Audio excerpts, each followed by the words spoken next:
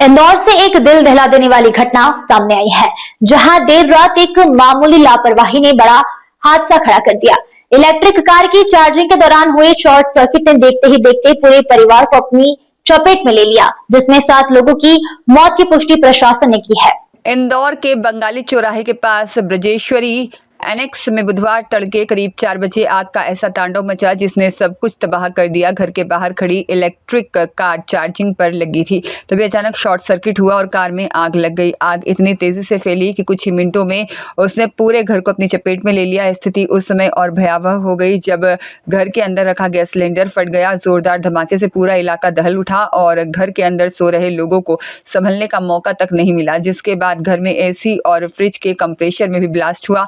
इसी दौरान घटना बताया जा रहा है कि घर में पारिवारिक कार्यक्रम के चलते कई रिश्तेदार भी मौजूद थे। इसी कारण जनहानि का आंकड़ा बढ़ गया। इस हादसे में अब तक 7 लोगों की मौत की पुष्टि हो चुकी है, जबकि परिवार के कुछ सदस्य किसी तरह अपनी जान बचाने में सफल रहे। फिलहाल पुलिस और फायर ब्रिगेड की टीमें मौके पर पहुंचकर जांच में जुट गई है। शुरुआती जांच में शॉर्ट सर्किट होने से यह हादसा होना माना जा रहा है। हालांकि पूरे मामले की गहराई से जांच की जा रही है। पूरे हादसे में मनोज एंग्लिया के तीनों बेटे और उनकी पत्नी ने मुश्किल घर के बाहर निकलकर अपनी जान बचाई थी। वहीं घटना की सूचना मिलते ही मौके पर कलेक्टर शिवम वर्मा सहित कई प्रशासनिक अधिकारी, महापौर पुष्यमित्र भार्गव, मंत्री तुलसी सिलावट, मंत्री कैलाश विजयवर्गीय पहुंचे, जहां उन्होंने घटना की जानकारी ली। वहीं मीडिया से चर्चा करने के दौरान बताया कि यह पूरी घटना दुर्भाग्यपूर्ण है। फिलहाल जो फायर टीम है उसका रिस्पॉन्स टाइम काफ़ी बेहतर रहा है, लेकिन घर में लगे इलेक्ट्रॉनिक लॉक के कारण प्रारंभिक रूप से फायर की टीम को काफ़ी परेशानियों का सामना करना पड़ा। वहीं दरवाजे में लगे इलेक्ट्रॉनिक लॉक के कारण सभी गेट लॉक हो गए थे, जिसके कारण भी परिवार के कई सदस्य घर के बाहर समय पर नहीं निकल पाए। गौरतलब है कि इसी तरह की आगजनी घटना और इलेक्ट्रॉनिक गेट के कारण दम घुटने से कुछ माह पहले इंदौर के उद्योगपति प्रवेश अग्रवाल की भी मौत हुई थी, जहां उनके पेंट हाउस में उनकी दम घुटने से मौत हो गई थी।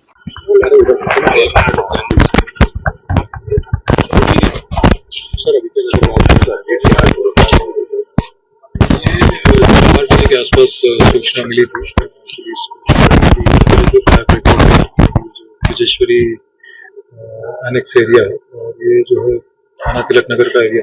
यहाँ पे जो भी हमारी रात्रि गश्त की पूरी टीमें थी, सभी अधिकारी यहाँ पर रिस्पॉन्ड किए। हम लोग स्वयं भी पहुँच गए थे और जो फायर ब्रेकआउट हुआ था वो पीक समय स्थिति में था और फायर की टीमों को वहाँ पहुँचा के जो प्रथम फेज रहता है कि इमीडिएटली फायर को उस समय 3 से 4 लोग बाहर आ गए थे रेस्क्यू और उसके बाद हम लोगों ने फायर को कंटेन किया, उसको बुझाया। टीमों को जो बगल का इस मकान से लगा हुआ जो दूसरा मकान है उससे टीमें हमारी अंदर गई। उन्होंने ऊपर के छत को तोड़ के अंदर घुसे। सबसे 3 फ्लोर पे रहवासी एरिया था, जो ग्राउंड फ्लोर है उसके बीच वाला और उसके ऊपर वाला। वहाँ पे सबसे टॉप फ्लोर पे सबसे पहले प्रवेश कर पाए, उसके ऊपर की टीम की चादरें वगैरह तोड़ दी और वहाँ पे सर्च किया गया। वहाँ के माध्यम से फिर बीच वाले फ्लोर पे पहुँचने का प्रयास किया गया। थोड़ा उसमें समय लगा क्योंकि हीट और फायर काफी उसमें उसको जितनी जल्दी संभव था उसको कंटेन किया गया। टीमें अंदर गई और जितनी तेजी से हम लोगों को रेस्क्यू करके उनको हम हॉस्पिटल लगातार भेजते जा रहे हैं। अनफॉर्चुनेटली दुर्भाग्यवश इसमें जो जिन लोगों को हमने हॉस्पिटल भेजा था वो 7 रिपोर्टेड डेड बताए गए हैं। उसमें जो कुछ जो इस मकान के वो थे वो हैं और एक बच्ची और महिला भी हैं। तो ये सारी जो प्रोसेस है वो चल रही है लगातार। पिछले 1.5 घंटे पहले लगभग हमने पूरी तरह से फायर को कंट्रोल कर लिया था, क्योंकि बगल के घर जो इससे लगे हुए हैं वहाँ पे भी फायर की वजह से हीट काफी गई है।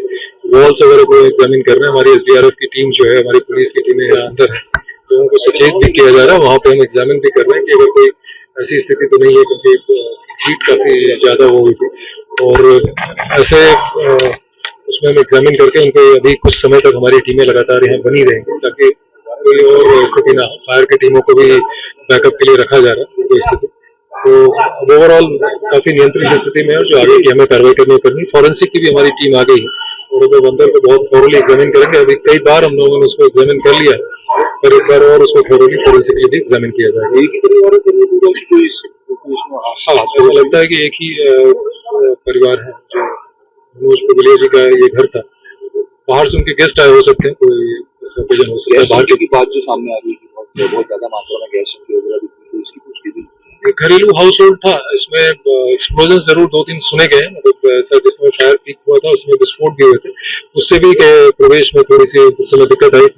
और घरेलू हाउस होल्ड है, कुकिंग वगैरह के लिए गैस सिलेंडर होंगे, वो एग्जामिन किया जाएगा एक्जैक्टली अंदर का क्या कॉस्ट है। ट्रिगर पॉइंट ऐसा लगता है कि चार्जिंग पॉइंट जो इलेक्ट्रिकल उसकी वजह से शुरू हुआ है और वहां से फिर अंदर प्रवेश तेजी से किया है। और अंदर क्योंकि घरेलू सेटअप रहता है, लकड़ी के फर्नीचर, पर्दे, बहुत तरह की चीजें रहती हैं, तो इन सब चीजों से तेजी से फैलता है।